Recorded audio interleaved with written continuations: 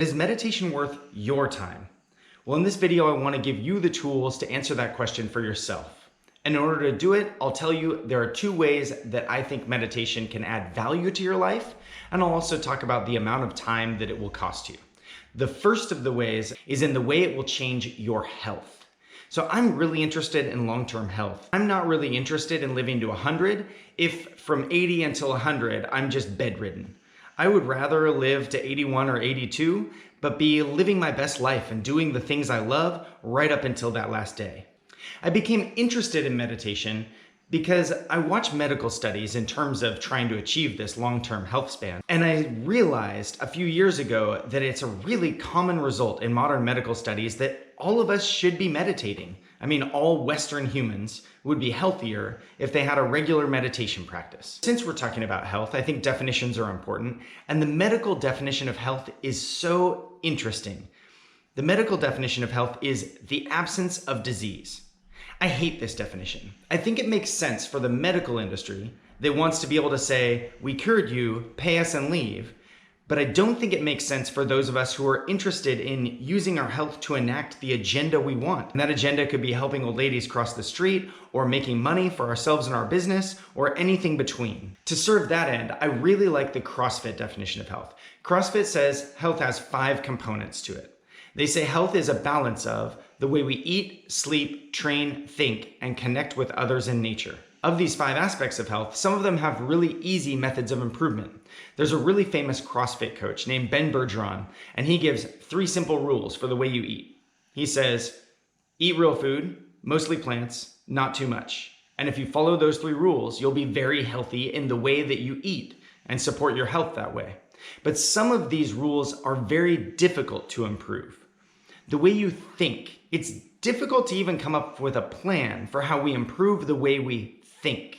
There's some things we can learn. If someone has a fixed mindset, it would be really important for them to learn about the growth mindset. And if they started enacting that, they would see massive improvements in their health with respect to the way they think. There's also some other important things, like we can learn about reframing, and the Stoic philosophers are big on these type of ideas. So instead of seeing the obstacles that hold us back from achieving something, we see opportunities for us to grow as people and overcome those obstacles. And that's really healthy. But the value of meditation in respect to these 5 aspects of health is it is a daily practice to help us improve the way we think.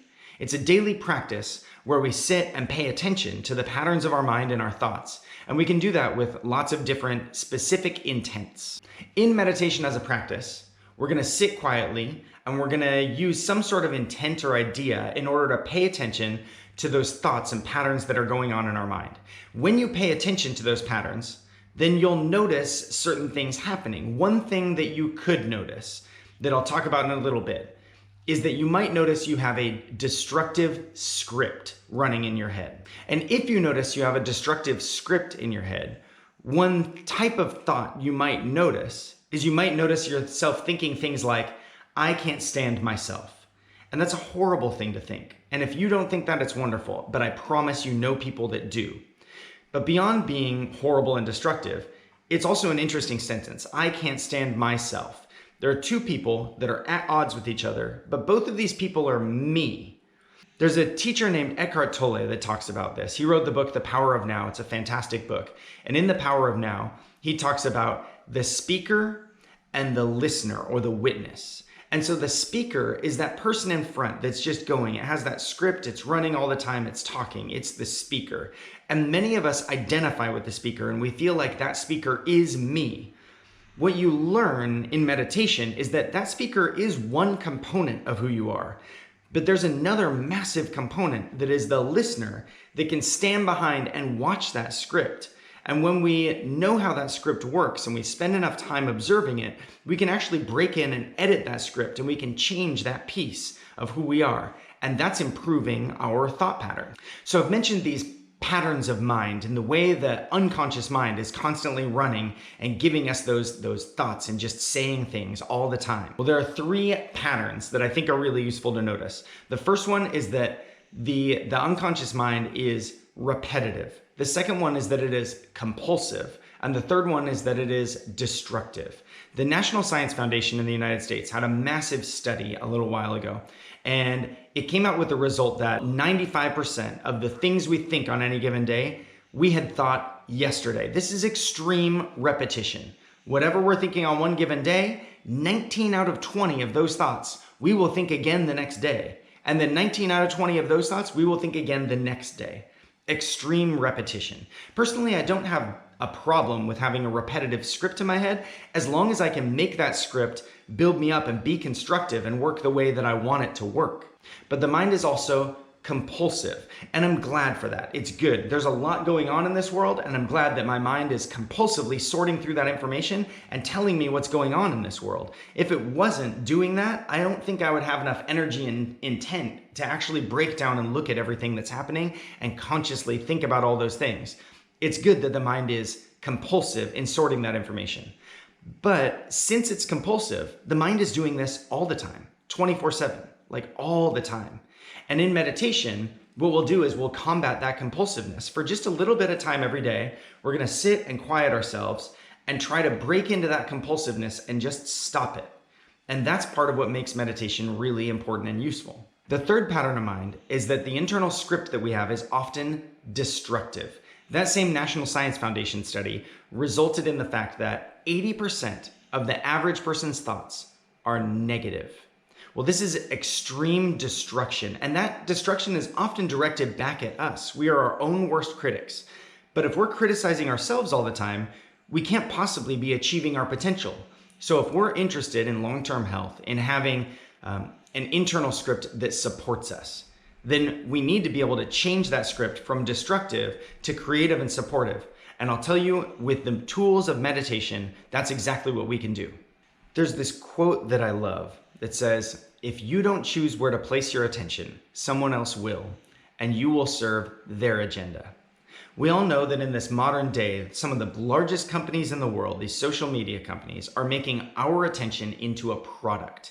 They want you to be compulsively scrolling on your phone, looking at their social media things, because the more time you spend there, the more of your attention they have to sell to other people. I'm not happy with this. My attention feels like my life. It's literally my interaction with the world. I want to have agency in where my attention goes. So far, all the things I've told you about are different ways that meditation can help you improve your health.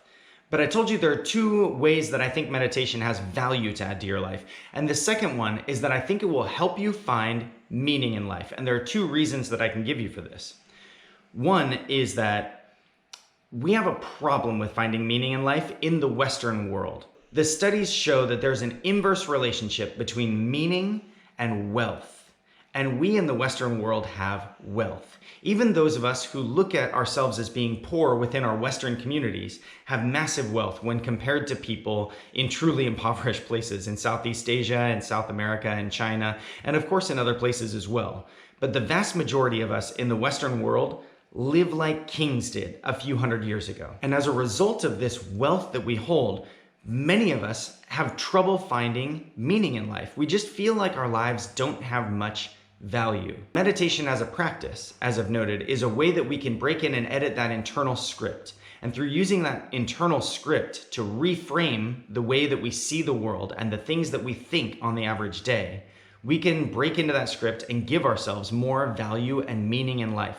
Truly, we can give ourselves more happiness by editing that internal script. The second reason I'll give you that meditation can improve your meaning in life is that as a Christian, through meditation, my prayer life has gotten so much deeper than it ever has been. Those are two reasons that meditation has value to add to your life. But the third component of the question is, how much time will meditation cost you? And I'll tell you in the beginning, it will not cost you much.